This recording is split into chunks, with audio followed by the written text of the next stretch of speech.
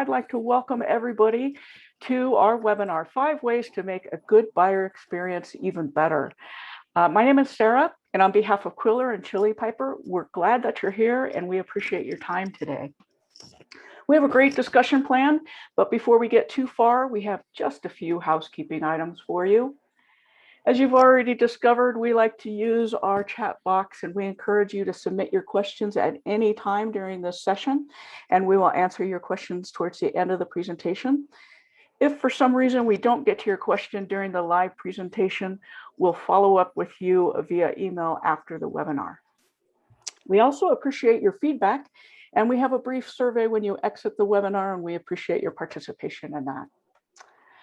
Okay, I think it's always helpful to give context to our discussion and background of the presenters. So first of all, this presentation is brought to you by Qwilr. And for those of you unfamiliar with us, Qwilr is based in Sydney, Australia, and is a smart document system that makes it easy to create differentiated, visually compelling sales and marketing collateral at speed. Co-presenting today is Chili Piper. And Chili Piper makes meetings happen. They are an advanced software scheduling tool that helps B2B revenue teams double their conversion rates, increase customer satisfaction, and reach new levels of productivity. Okay, let's get to our speakers. Each company has provided a speaker. So first off, we have from Chili Piper, Arthur Castillo, part of the field marketing team. Arthur, loved that Chili Piper jacket that you're sporting. Welcome to our webinar today. Thank you so much, Sarah. I am so excited about this topic. I think it's often a competitive differentiator that we don't think about very often. So I'm excited to dig into all the data that Qwilr has and hopefully supply a little bit more with Chili Piper. Awesome. Awesome. Well, welcome. And as I mentioned, I'm Sarah. I'm part of the Qwilr content team. I'm also the author of the buyer experience report that we'll be referencing throughout the presentation. Okay, so let's get into a little bit of the context of our topic. So I'm sure, as everybody remembers, this time last year, we were in the height of the pandemic. We were all kind of scrambling to keep business going and keep some sort of continuity. Before the COVID started, of course, 61% of the sales process was done in person. And since COVID began, no surprises here, but Zoom meetings just escalated. Video conference interaction increased 41%. Online chat increased 23%. And during it all, buyers and sellers were getting used to it, and 73% were saying, okay, we can do this, and we kind of like it this way. Similarly, Gartner is projecting that by 2025, 80% of B2B sales will be digital transactions. So this is just kind of setting the tone for where we need to be. But at the same time, things started to change again. So you see now things are starting to open up. I don't know how it's going in Canada, Arthur, but of course in the US, travel restrictions have lifted greatly. We're starting to see some signs of normalcy. And so there are lots of questions about what should we expect from here? And that's what really prompted the Qwilr buyer experience study. Is we surveyed over 100 software buyers from various industries, and we wanted to know what's going to happen. Are we going to go back to those pre-pandemic behaviors, or are we going to stick with the digital preferences? What we learned from the study is that buyers want personalized interactions, and sellers need to improve the buyer experience. And buyers really want a simplified purchasing experience. So just some really high-level specifics, stats from the survey. 8 out of 10 software buyers are frustrated by the purchasing experience.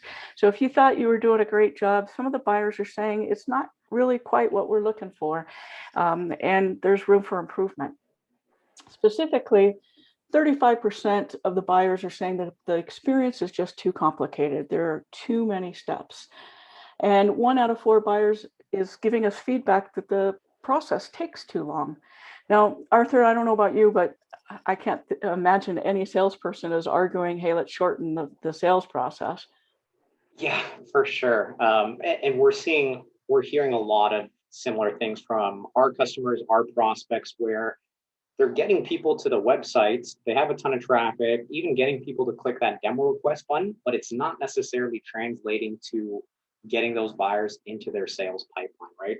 And I think at the root cause of a lot of this is it's because we've designed our sales process in a way that really benefits the company, and we're doing it for efficiencies in our own interest rather than what's best for the buyer. So completely agree with a lot of what you're seeing here. It's the same thing we're hearing over at Chili Piper.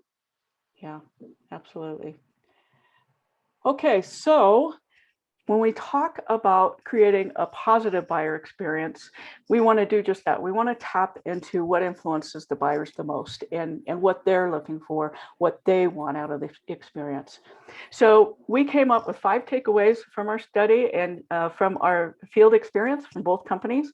And that's what we'll be talking through over the next 15 to 20 minutes. So the first takeaway is that sellers need to respond quickly to buyer inquiries. And from our study, we learned that 45% of buyers said they are influenced by the responsiveness of the sales team. Now, we want to hear from all of you of how quickly does your sales team respond to buyer inquiries. I'm going to launch a poll here. So please take a moment to vote. Hopefully you all see the, yep, good. I see votes coming in. Great. Great. All right, we've got people voting. Just check your selection there. Good. Be as honest as possible. That'd be great. I know we always are trying to aim for that 15 minutes or less, but I'm curious to hear if that's realistic or not. Yeah, we've got great participation on this. Just a few more of you to vote. Just check an option. We're not going to judge you. We don't know who voted for what. So just go ahead, put in your answer there. 2 more seconds. 1 and 2. Okay, let's look at the results. Okay, we all see the results.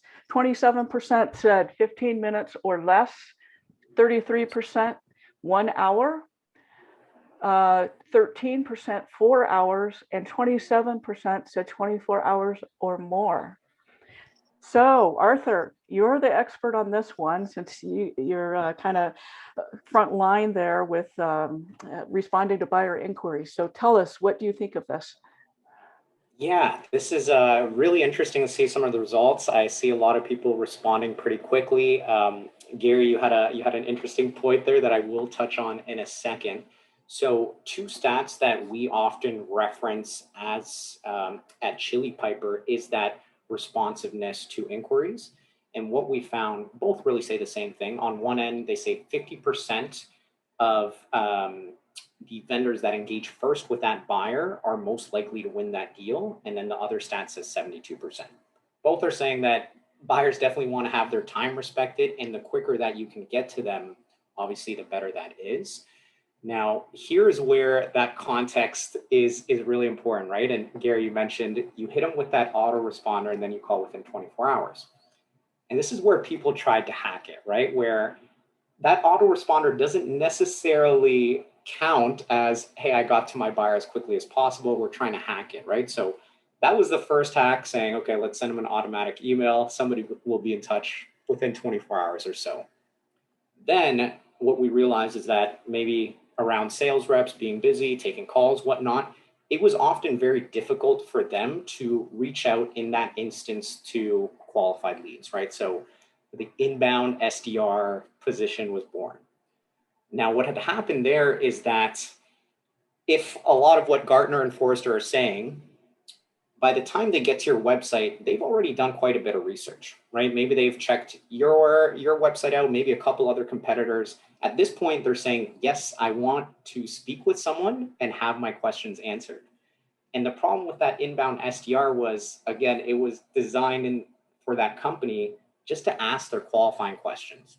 And a lot of the time it would lead to frustration from the buyer saying, okay, thanks for reaching out to me, but all of these questions I had on whatever it is, price, functionality, aren't necessarily being answered at that time. So obviously, step 1, respond quickly to buyers, but we also have to think about it as is that first touch what the buyer is really looking for? Can we answer those high intent questions that we know they probably will have? Or are we putting a roadblock in place before they're actually able to get their questions answered? Such great points, such great points. I know that, patience is not one of my virtues. And when I want answers, I want them now so I can move that project forward. Bingo. All right.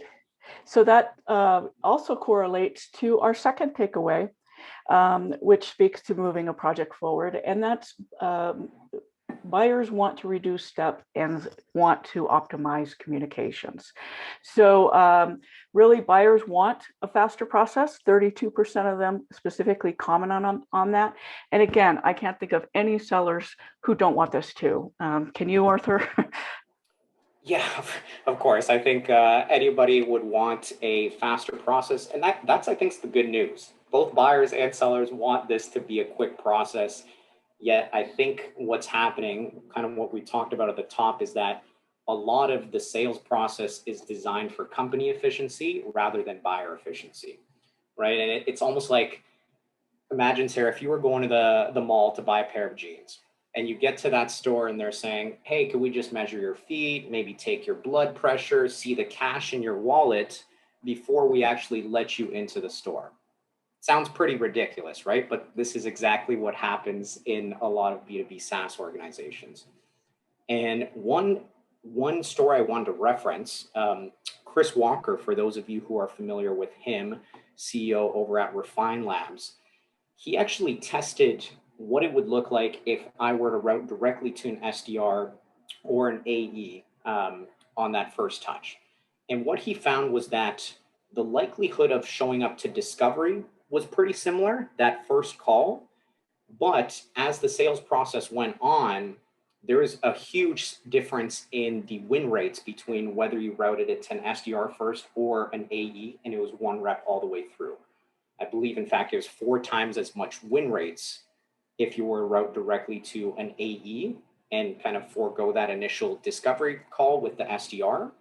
And I thought that made a lot of sense, right? Buyers want a faster process. If we're putting roadblocks in place of where they're trying to get information to their answers, chances are they might result back to the status quo, maybe go to your competitor. So depending on how they're coming into your pipeline, I think if they're that high intent lead, we have to assume that they've done a little bit of research and, as much as possible, eliminate some of those roadblocks to their buying purchase. I agree. I mean, so much of what we do kind of unintentionally, we kind of create speed bumps, in the process that really prohibits the acceleration of the sales cycle. There is another way to streamline the process too, and that's something that I want to share as well. And that's combining e-signature options right into your proposals. Now, e-signatures are not anything new. But so often they're separate steps. The contract is a different document. But when you start integrating the terms of the deal and the e-sign approval within your sales proposals, you're adding momentum to getting that deal signed, and you're removing those speed bumps and unnecessary steps for motivated buyers. So with this example, you can see that you can pre-program how many signatures you need to get and from whom. Plus, you can also set up a payment option too, whether that be payment in full or you want a percentage upfront with the contract. Again, the goal here is to remove the extra steps and to simplify the purchasing process and really streamline it for the buyer. Okay, let's move on to the third takeaway, which is personalize the experience. Buyers want content tailored to them. Now, I think there's some really interesting stats from our buyer experience study for this one. And that is 64% of buyers said it's important that materials are personalized to their specific needs. So we started digging into, well, okay, what's important to you? And they said that 42% are influenced by customer reviews, and 36% by the variety of informational content, whether that be your website, videos, testimonials. One of the sentiments that surfaced from this whole study was that buyers don't want to be sold. They want you to partner with them to help them make the best decision possible. So rather than, go to my website or whatever, including a variety of content helps them to learn. And it also accounts for the different buyer learning styles. So don't underestimate that piece. But we dug a little bit deeper and we also asked the question, well, what would prevent you from buying? And this I find a little bit alarming in that 1 out of 3 buyers are annoyed when materials don't contain up-to-date information as your conversations progress. But really the bigger red flag to me is 1 out of 4 buyers are dismissing materials that aren't personalized. And I have to ask the question, what's that costing you? And you might say, well, it's only 25%, but still, what's that costing you? Even if you could win a portion of that back, what's that value and what would be the impact on your quota, just from personalization? Now, I don't think anyone on this call today would argue about the value of personalization. I mean, of course it matters, but it's also really time consuming. So let me show you a couple of examples of how you can incorporate more personalization into your sales proposals. I think we all know how powerful video can be. And when you add it into a sales presentation, again, you're adding a lot of momentum and impact. According to a study by Vidyard, 87% of salespeople are using video to engage, qualify, or influence deals, whether that be a personal greeting or product demo video. But when you try to put a video into your PDF or your PowerPoint, you're going to encounter a lot of difficulties, either in how it displays or the file size. And so what happens? Usually you end up sending the link in a separate email or sending them to an outside source, and it results in a fragmented experience.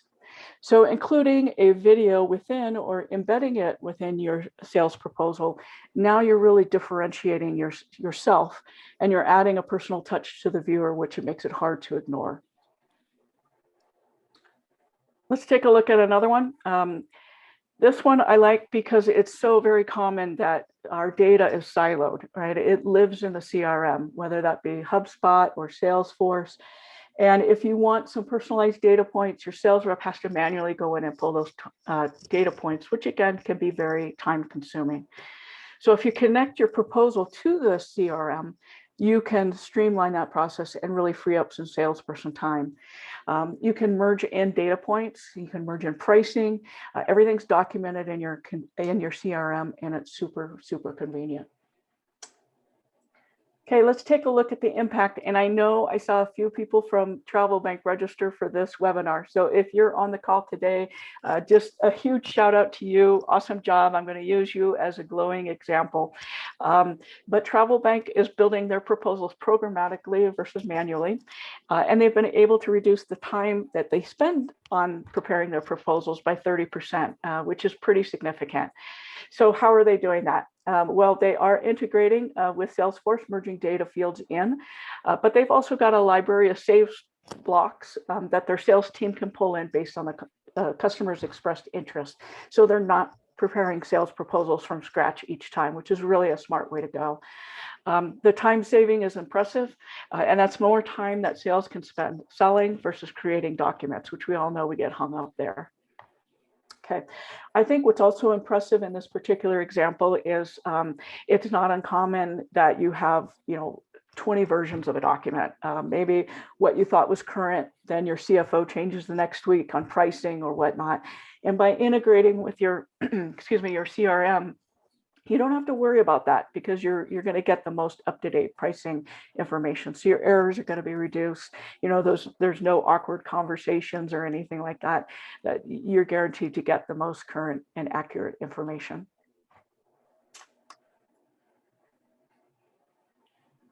Okay. Yeah, for this point number 4, I love this one, Sarah. It just revolves around empowering the buyer. I know we flirted with this category at once, thinking buyer enablement, right? And how do we reduce the friction at the top? I know psychologically, it's actually proven that as soon as we start to lose control, we begin to resist that situation, right? Similar to what you mentioned of people don't like to feel like they're being sold to. And I think like when you look back at it, if you were to look at a pie chart, let's say, of three categories of why you lost a deal, and we were to put budget and price, your competition, and status quo, which slice do you think would be the biggest in that pie chart?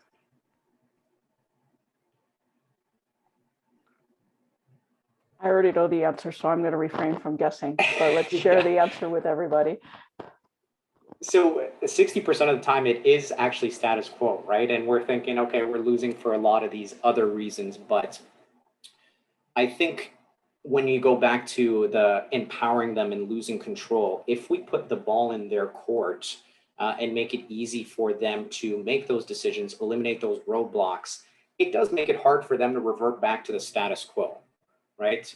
People are always going to dance with the devil they know. And if you have roadblocks in your process, you're basically giving your sales process and your company an excuse to lose that buyer along the journey. So we really have to make sure that we're empowering them. They have all the information that they would need.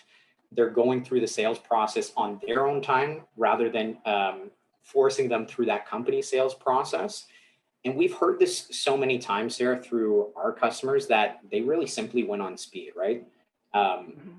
As a buyer, you're very conscious of, okay, there's a challenge I need to solve. But for every second that they spend on buying or evaluating software, that's 1 second that they're not spending on their business, right? We're looking for something that can solve our problems, makes a lot of sense, and it's a fair price, right? So if you meet that a lot of the time before your competitor, the buyer might not even say, hey, this isn't the best product for me. It's just the best product in the moment. So I can go back to focusing on other fires that I need to put out in my business. So I'll always be conscious of how can I empower my buyer so that they're using their time throughout our sales cycle as best as possible. What are you seeing on your end, Sarah? Yeah, no, that's great example. And I want to tie what you just said back to our buyer experience study. That 66% of our respondents said build your own model, pricing model is important. And, I couldn't agree with that more. It very much resonates with me. Several months ago, I needed to buy a new computer. And so I went to several big box retailers, and I was looking at the different Macs, but they didn't have what I wanted. And actually, the Mac that I wanted is not scheduled to release until this fall. So my options are, do I wait? What do I do? But meanwhile, my old Mac was dying, so I had no choice. But I hopped on the Apple website and I found close to what I wanted, and I found I could customize it. So again, they allowed me to kind of own that purchase, and I was able to upgrade the RAM and upgrade the storage. And so now I created the Apple that I want, or the Mac that I wanted. I configured it exactly what I was looking for, and it made me feel really good about my purchase. It probably wasn't the cheapest. I didn't get the discounts that the big box retailers were offering, but I didn't care because I got something that solved my problem.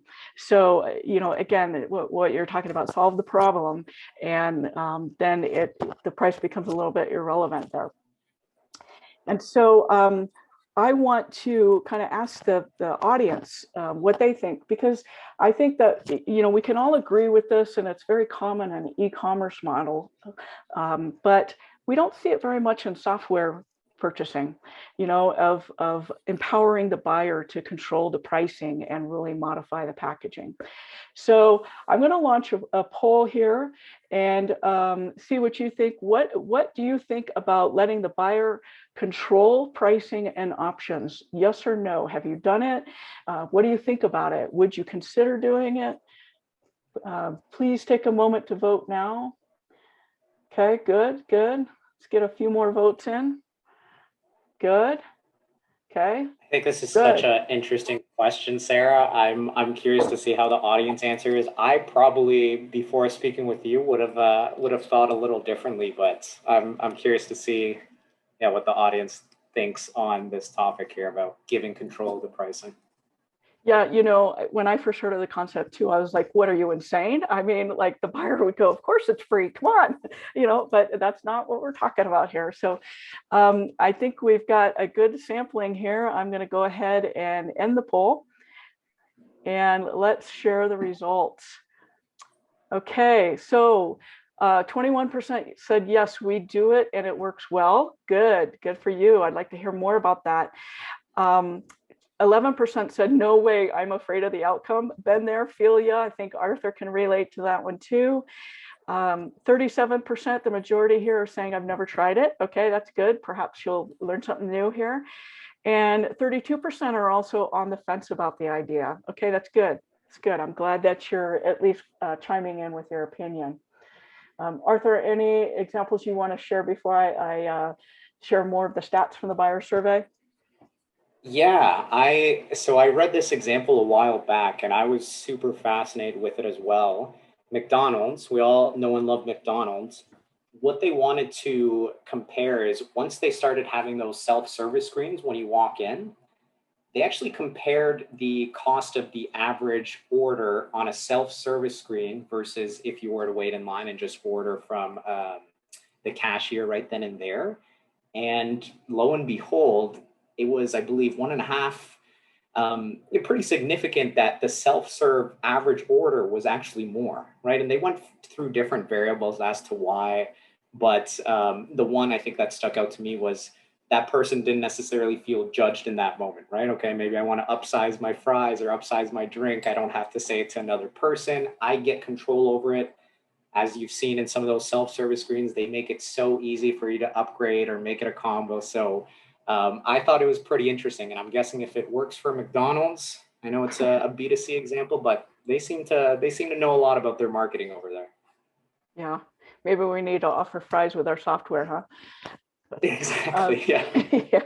So our buyer experience study, as I mentioned, 66% of the respondents said that that's what they wanted. They want to be able to configure their package and their pricing. But let me show you what it looks like. So for those of you that are on the fence or never tried it, I know it sounds scary because trust me, I was there too, but let me show you in real life what it would look like. Full transparency, you are viewing a Qwilr page and a Qwilr quote block right now. So as you can see, I can't adjust as I move my mouse, I can't adjust the description or the item price. Those are set by whoever created this, which in that case would be me. But if you were creating your proposal, you set that and your buyer cannot change that. But we come over here to user and all of a sudden now I can change that. And you can see it set to 8 users. Well, maybe I really only want 3. And you can see the price change off to the right. Or if I want 9, again, you can see the price change. Analytics module, this is an optional item that I could select. If I do, you can see the price appears. And again, I can change how many users I want. If I want CRM integration and I need some API requests, I can check that optional box. I can see that I've got an implementation fee as well that I need to pay, but I've also been given a discount. And then at the bottom, it shows me my grand total price. Again, I can customize my package, removing what maybe doesn't fit or I want to hold off on to see the total price. Now, when as you can see, this is a really good way to streamline the process. That otherwise it would have been a lot of back and forth with the seller, right? If negotiating price, well, I want this, well, I don't want this. How much would it be if, we've eliminated all of that. And tying back to our buyer experience study where 35% of buyers said the purchasing process has too many steps. We've now removed those speed bumps and we've streamlined the process and really made it efficient. And again, now I take ownership in it, right? Because just like my Mac, I was able to create it. I feel really good that I've got the right thing for my use case for, how it's going to be implemented in my company. Okay, so let's look at a use case example. Arthur, you mentioned the McDonald's one, which I love. This use case example is similar. This one is from Dustin, a Salesforce Platinum partner, and they actually signed on to Qwilr for different reasons, but they found that quote block was a hidden gem for them.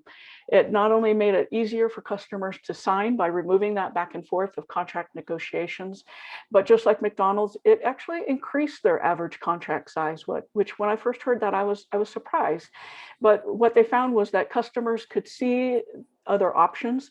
They could select which projects to do now, which ones to do down the road. It's like, oh, let's add on here. So all in all, the contract size went up and their sales cycle timelines went down. So they were shortened and streamlined. So definitely a win for them and a win for their buyer. So the buyer could get the projects underway faster. Fantastic. All right. We've come to our last insight, which is create a cohesive standout experience. 8,000 MarTech solutions are on the market today. It's so crowded. I think we all know that. It's very competitive. And if the buyer is deciding between two similar products, the one that stands out and makes it easier is likely the one who's going to win the deal. Yeah, that's what we're definitely seeing something similar on our end, Sarah, in regards to that cohesive standout experience. And I believe it was Adriana, you asked a question on what is that sweet spot in getting back to your customer. So I can drop a couple stats here. Less than 5 minutes is the ideal. You are 20 times more likely to qualify that lead as compared to if it were to take 30 minutes to reach out to them. And they also say that after 5 minutes, the odds of qualifying that lead drops by 80%. So that's where we're really looking to stand out in our buyer experience. And I think this example here, Sarah, is perfect, right? 8,000 MarTech solutions. I'm sure a lot of them have similar functionality. When that buyer has identified an issue, they're probably reaching out to 3, 4, 5 of these vendors, right? And then from there, it's okay, who can solve my issue the fastest? And I think that point about speed, like once you schedule a time with a sales rep, it really closes that psychological loop of, what's the next action to take here, or when am I going to get my questions answered? You have a time on the calendar, you can kind of rest assured, rather than saying, okay, which of these 5 vendors that I reached out to are going to get back to me and answer my questions the quickest. And one example I'd love to share, Sarah, this happened to me recently as I'm looking for a venue for Dreamforce in San Francisco in September. So I tried to take the easy way out. I found a service that I believe it encompassed 30 different restaurants in the downtown San Francisco area. And you basically submit one lead form and it reaches out to all of them. Made my job a lot easier. Now, the outreach back to me, I found was very, very interesting. So as I submitted this one lead form, rather than as a restaurant sending a separate email, they responded to that exact same thread, 9 of the 30 did. So I could not even tell what restaurant was getting back to me. It was like, hey, thanks for your interest in here. Somebody else would say, hey, thanks for your interest in this one. I had no idea who I was. I couldn't even start a thread with them because it was the exact same thread. Mm-hmm. Now, 40% did get back to me that same day, which was great. One actually even called me, 1 out of the 30. And the rest actually took 2+ days to reach out to me. Now, when I'm looking for this venue, what do you think I did with the ones that first replied to that email thread that I couldn't tell, or the ones that took like 2+ days to reach back out to me? Too much work. Too much work. I literally ignored all of them. I was already on the phone talking quotes with other restaurants. We were settling on venues, whether it was a full buyout. Hey, do you want to customize your drink packages? And some of these are reaching out 2-3 days after saying, hey, thanks for your interest. I'm already further down the sales process. And it's funny because at no point did I think to myself, hey, is this the best restaurant? Is this like the best prices that I could possibly get? Is this the best venue? I knew I had a field of 30 restaurants that I could pick and choose from.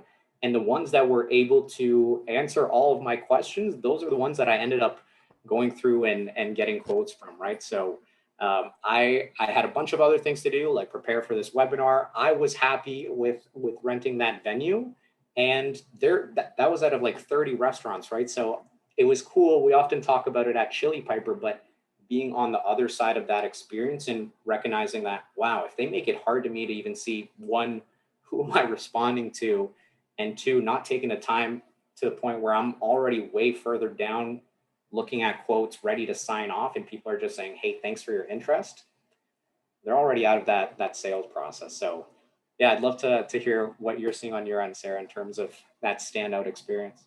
Yeah, yeah, no, I agree with everything you said, and you're so right. You know, if the seller is making it difficult for me, it's like I don't have time for this.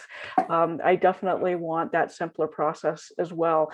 But I think you've made a lot of interesting points in there, that it's so important of how you present yourself and taking the time to think through, you know, not just responding to the block email, excuse me, but personalizing it, or, you know, customizing it to your inquiry.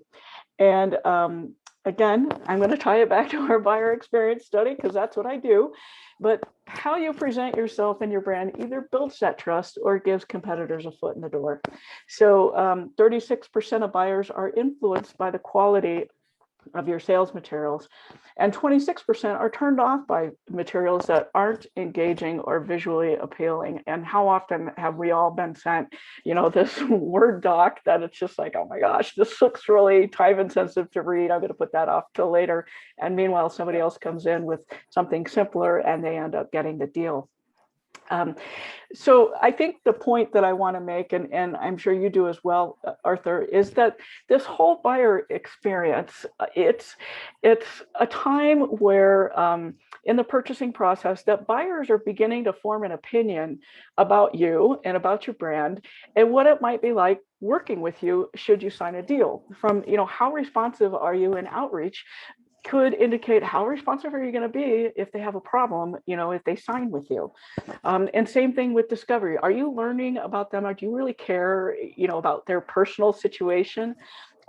Same thing with the proposal. Personalization shows that you listened in that discovery period. Pricing, you know, empowering the buyer to make those customizations according to their specific use case. And then grooming them, getting them ready to be a customer and onboarding them. You know, it's all that buyer experience, and it's a complete package deal. That this time is really an evaluation period. So don't underestimate it. Arthur, have you got any other examples you want to throw in on that? Yeah, I think I have a perfect example for something like this, of just the perception of that company, right? And what you're talking about.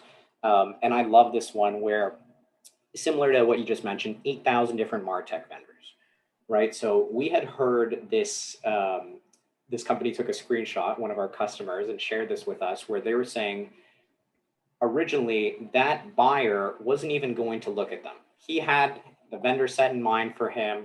He wanted to check him out, but I guess they were taking a while, so he started submitting other inquiries. This company allowed him to book a demo right away, eliminate that back and forth of scheduling that time. And then 5 minutes before the demo, they sent him a Starbucks gift card saying, hey, here's your morning coffee.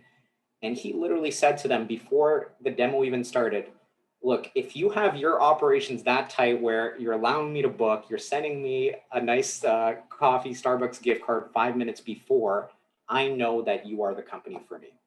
And he didn't even think about them when they were purchasing, right? So it's just that perception of, hey, as soon as you give us a chance, we're really going to take care of you.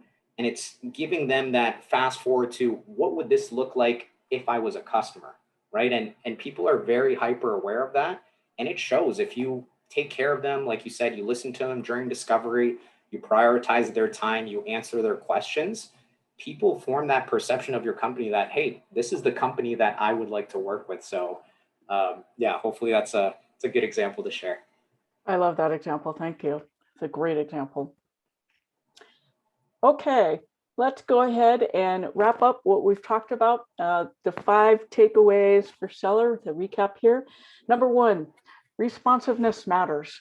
How quickly you respond to buyer inquiries communicates how responsive you will be after the deal is signed. And I think that example you shared, Arthur, was perfect for that.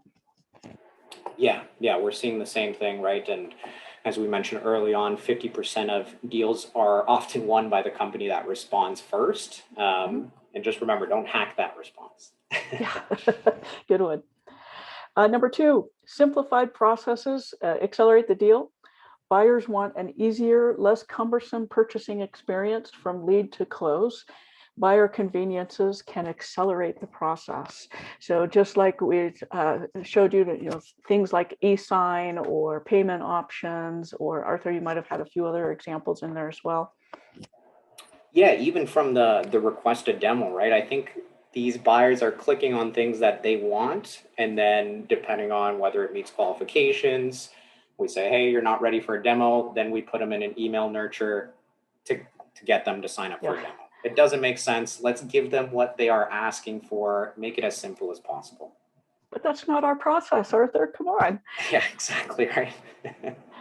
Yeah. So number three, personalize the experience or go home. So buyers want to know that you understand their specific needs and use cases, and personalization demonstrates listening. I shared a few examples of how you could do that. Video, a Loom video is free to make. It's very easy. Drift also has videos. So please check out video options. That will definitely personalize it, as well as look into integrating your CRM and your proposal software, kind of streamline the process for you and make it a better buyer experience as well. Number four, buyer empowerment is king. Let the buyer control meeting scheduling, product demos, pricing, and package customization. Hopefully those of you that were on the fence or never tried it before with our buyer controlled or configurable pricing now kind of see what's possible and are intrigued by the concept. Arthur, do you want to add anything else to that one? I think it's definitely a new concept that we're still getting used to, but I think if you really look back on how you like to purchase things and you want that autonomy and you want that control over the process, it makes a ton of sense. I think especially over this past year, it's just accelerated all of that, where we're buying at odd times of the day and we just want to be able to go as far as we want in that sales process on our own time, right? So definitely.